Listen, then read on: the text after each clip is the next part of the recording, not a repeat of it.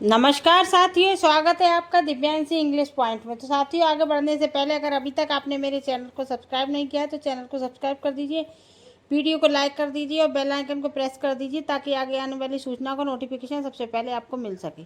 तो ज़्यादा समय न बर्बाद करते हुए आपको बताते हैं कि टीजीटी पीजीटी की जो नई वैकेंसी है वो लगभग 14,500 पदों पर आएगी। लेकिन उसके साथ ही साथ कुछ छात्रों के दिल में एक निराशा है कि इन्होंने एकदम से उसकी योग्यता में बदलाव कर दिया।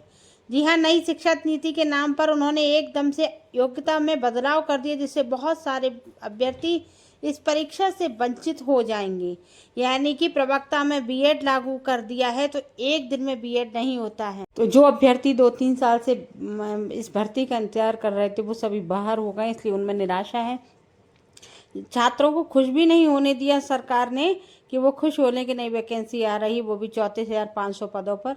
तो फिर इससे बहुत सारे अभ्यर्थी वंचित रह जाएंगे। छात्रों ने एक ज्ञापन भी सौंपा है मुख्यमंत्री जी के लिए। उनका कहना यह है कि बहुत सारे मंत्रियों के तथा अधिकारियों के अपने खुद के विद्यालय खुले हुए हैं, तो वो नहीं चाहते कि बहुत सारी नियुक्तियां हो पाएँ। उनका अपना कहना है। और लेकिन मैं इस बात का समर्थन नहीं करती कि इस बात से कोई लेना देना नहीं है। उन्होंने एकदम योग्यता में बदलाव कर दिया, ये गलत है। परंतु उनके अपने विद्यालय हैं तो इसका कोई लेना देना नहीं है। बहुत सारे बीएड और बीए जो शुरुआती में करते हैं वो छात्र वहाँ पढ़ा सकते हैं, उनका ऐसा कोई वो नहीं है। और क्या बीएड करने के बाद लोग नहीं जा सकते या बिना बीएड नहीं जा सकते, इसका कोई मेरे नज़र में नहीं है।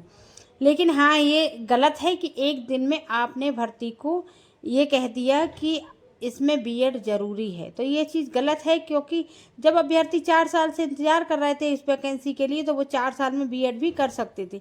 लेकिन आपने तब से कोई सूचना नहीं दी, और जब नहीं दी सूचना तो अब एक वैकेंसी में कम से कम विद्यार्थियों को मौका देना चाहिए। उसके बाद ये बोल दो कि नई भर्ती में आपको बीएड करना ही पड़ेगा।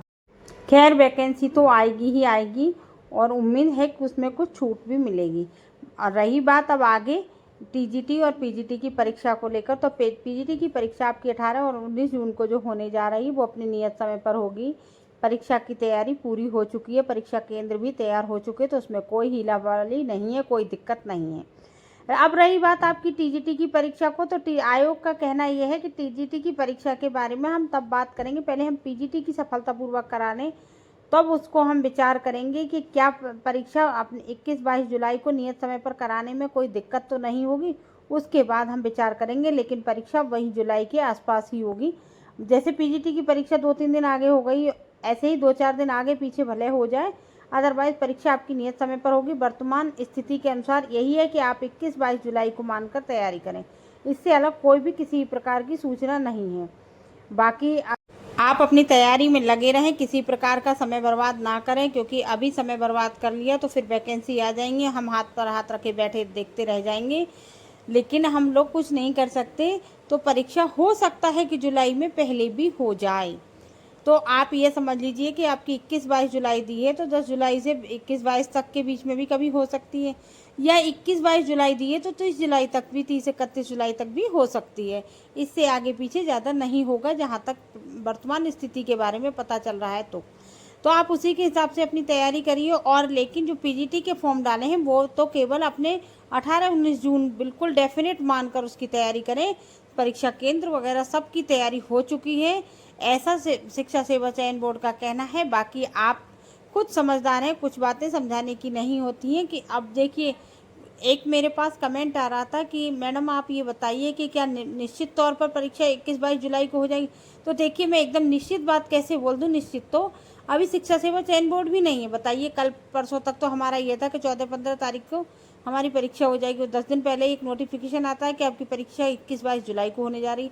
तो देखिए, इतना मैं लिखकर स्टाम्प पे कैसे दे सकती हूँ, जब स्टाम्प पे लिखकर तो शिक्षा सेवा चयन बोर्ड भी नहीं दे पा रहा है।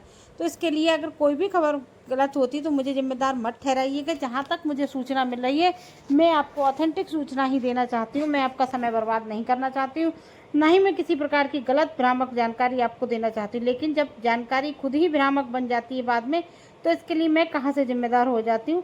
मैं केवल आपको इतना ही बताऊंगी कि आप मेहनत करते रहिए, अपनी तैयारी करिए। देखिए, तैयारी करने से आपको कहीं भी नुकसान नहीं होगा। दूसरी बात, आप एक मान लीजिए कि आज नहीं तो कल परीक्षा जरूर होगी। बाकी कोई सूचना होगी तो आपको जरूर शेयर करूँगी अगली वीडियो में।